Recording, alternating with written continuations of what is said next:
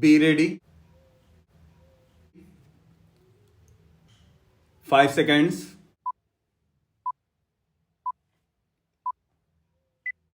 Start. Honorable Speaker, Sir, MSMEs are growth engines of our economy.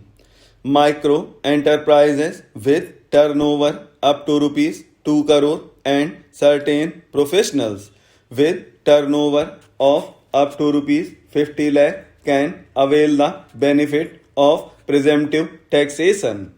I propose to provide enhanced limits of rupees 3 crore and rupees 75 lakh respectively to the taxpayers whose cash receipts are no more than 5%. Moreover, to support MSMEs in timely receipt of payments, I propose to allow deduction for expenditure incurred on payments made to them only when payment is actually made.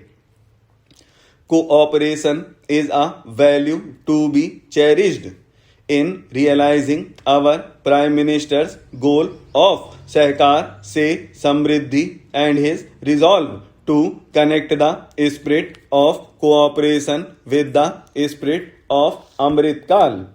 In addition to the measures proposed in Part A, I have a set of proposals for the cooperative sector.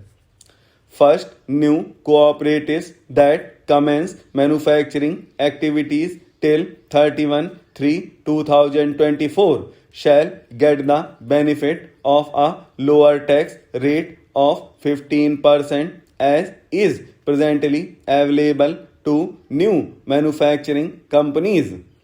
Secondly, I propose to provide an opportunity to sugar cooperatives to claim payments made to sugarcane farmers for the period prior to assessment year 2016-17 as expenditure. This is expected to provide them with a relief of almost rupees 10,000 crore.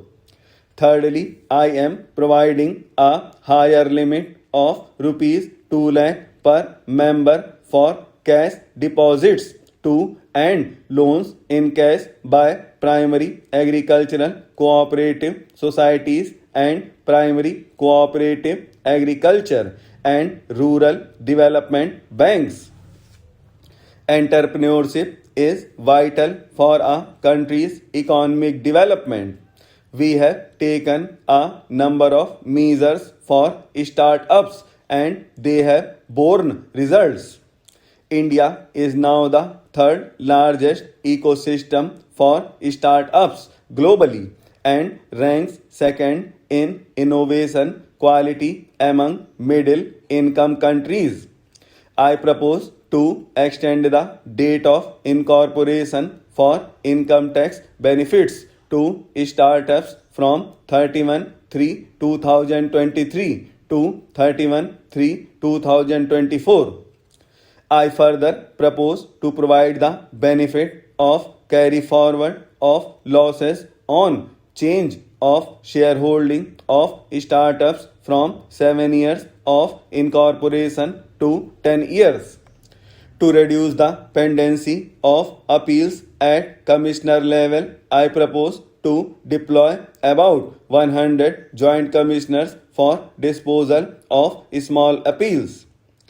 We shall also be more selective in taking up cases for scrutiny of returns already received this year by the Income Tax Department here.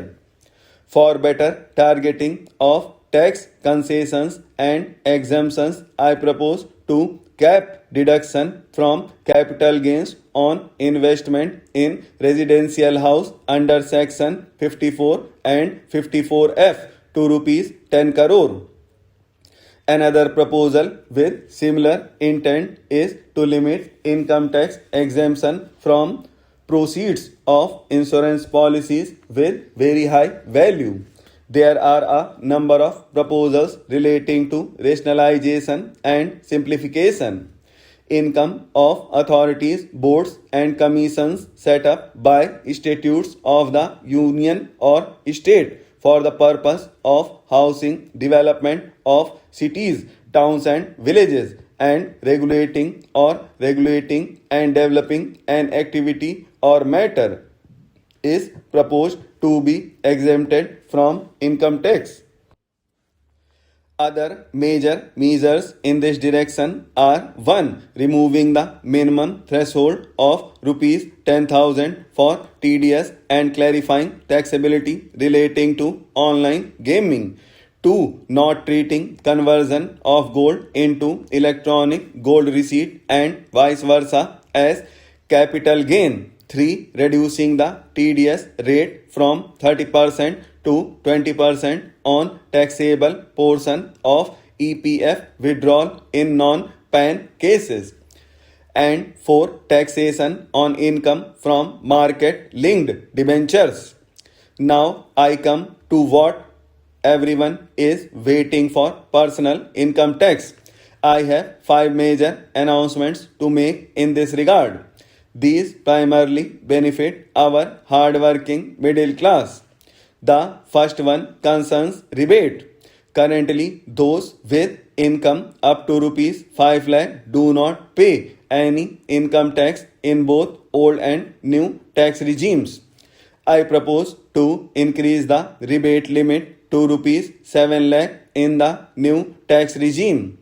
Thus, persons in the new tax regime with income up to rupees 7 lakh will not have to pay any tax. The second proposal relates to middle class individuals. I had introduced in the year 2020 the new personal income tax regime with 6 income slabs starting from rupees 2.5 lakh. I propose to change the tax structure in this regime by reducing the number of slabs to 5 and increasing the tax exemption limit to rupees 3 lakh. The new tax rates are rupees 0 to 3 lakh nil, rupees 3 to 6 lakh 5%, rupees 6 to 9 lakh 10%, rupees 9 to 12 lakh 15%, rupees 12 to 15 lakh 20%, above rupees 15 lakh 30%. This will provide major relief to all taxpayers in the new regime. An individual with an annual income of rupees 9 lakh will be required to pay only rupees 45,000. This is only 5% of his or her income. It is a reduction of 25%.